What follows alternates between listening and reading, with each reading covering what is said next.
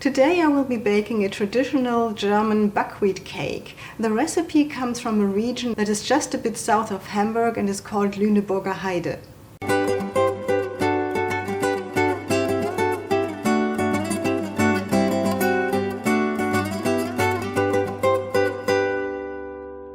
There are many good reasons to bake with buckwheat. One of them is that it's gluten-free, but it's also healthy and it has a very interesting and delicious taste.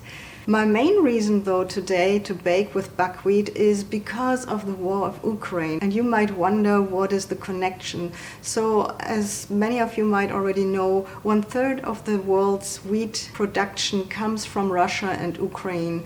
So since there are sanctions on Russia and Ukraine is currently, for obvious reason, not able to produce and export wheat, this leads to a shortage of wheat, which makes it more expensive, which then makes it impossible for poorer countries to purchase wheat. And so I was wondering, what can I do about this? And I thought, well, we have options here. We can use something else than wheat. We can use rye for our breads, and we can bake with buckwheat. And I came across this brand, which is a Texas brand, and I'm not sure if they grow the buckwheat here, but I just hope so. Before I go through the ingredients, please be aware that there's a blog post here where you can find the quantities and switch between the metric and the US customary measurements, and you will also find this link at the very end of this video. So the ingredients today are buckwheat, and I'm using a whole grains buckwheat, sugar, baking powder, pinch of salt, 6 egg whites, 6 egg yolks, and then I'm having some lingonberry fruit spread. You probably don't have that, but you can use any kind of jam that you like. It should probably have a little bit of a tart taste. Then I'm using some vanilla sugar, and if you don't have that, you can as well just use a little bit of vanilla extract, or you make your own vanilla sugar here. You can also order it on Amazon. I will put a link below this video. What else do we need? We need the zest of 1 lemon and also heavy cream. I'll start by whisking the egg yolks with the sugar.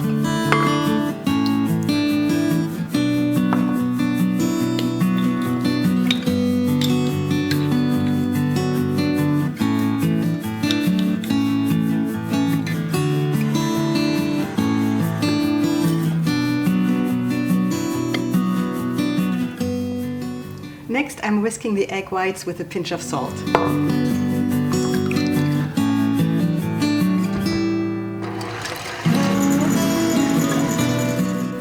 Now I'm adding the baking powder to the buckwheat. Do you actually know where buckwheat comes from? It's not a grain, it's not wheat at all. It comes from this beautiful flour. These flowers turn into these triangular grains, and that is buckwheat. Alright, so now this all goes together. The egg yolks. And I'm already preheating the oven to 350 degrees Fahrenheit, which is 180 degrees Celsius.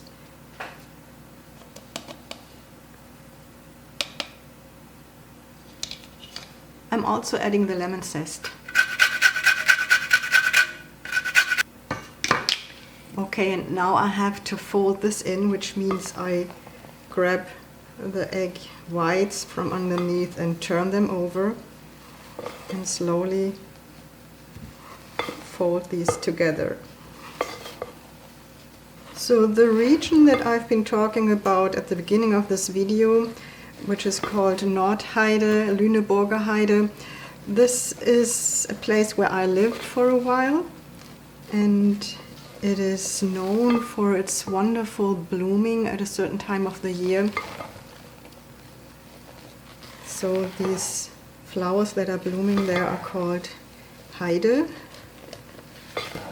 and it's a very unique area. So, and once this is folded in, it goes into a baking pan. I've prepared this baking pan. I wanted to have the diameter a little smaller than I usually do because it looks better on the pictures. And you can of course use a larger regular baking pan for that. It's all up to you.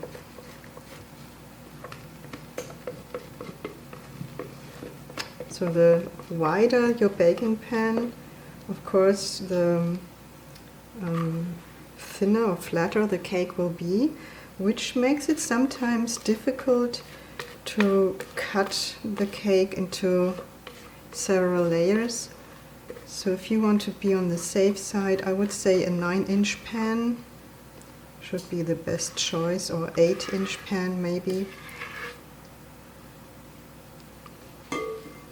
Now for those who've never baked with buckwheat, it has a little bit of a, I would say, nut-like taste. It's a very unique taste. It's difficult to describe. Alright, so this goes now into the oven for about 30 minutes. Look at this pretty cake. It really turned out very nice. It's very high. It's very spongy, just as I wanted it. So I'm going to cut this into 3 layers now.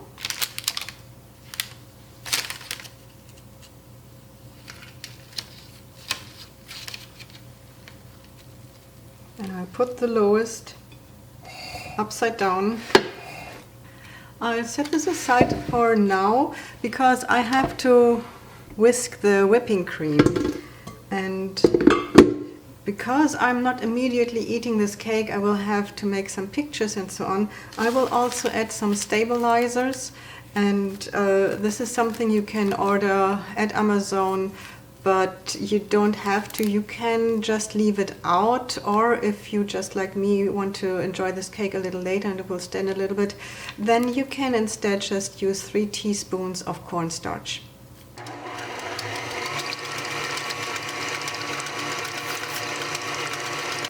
I'm now spreading about 1/3 of the jam on the layers of my cake.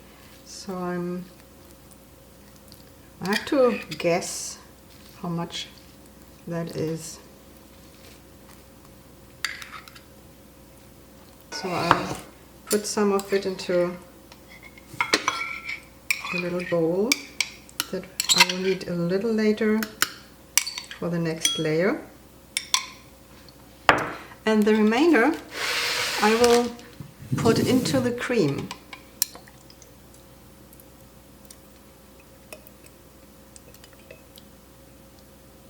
And this is gonna be mixed in now.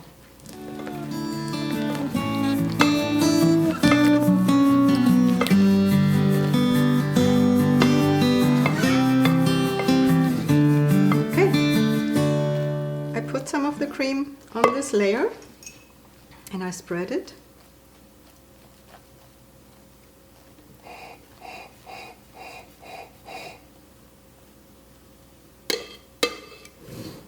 Now the next layer goes right on top, and again a layer of the jam, and again some of the cream.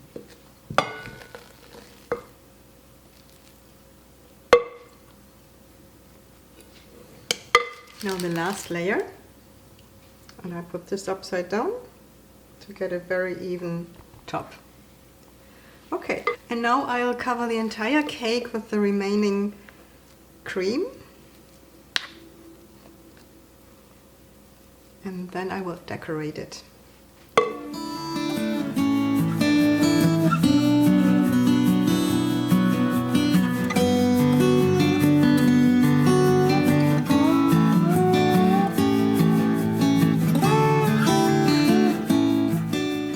This will go into the fridge now for a little bit before I start the decoration.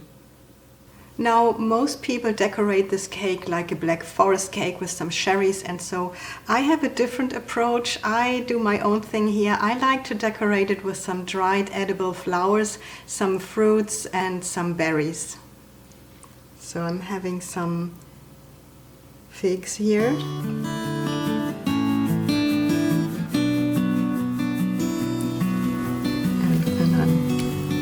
Sprinkling some of these cornflowers.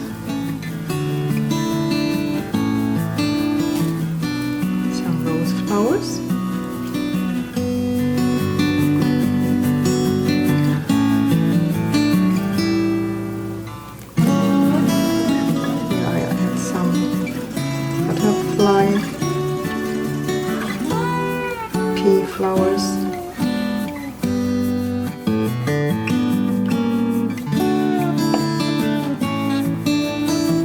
And some berries.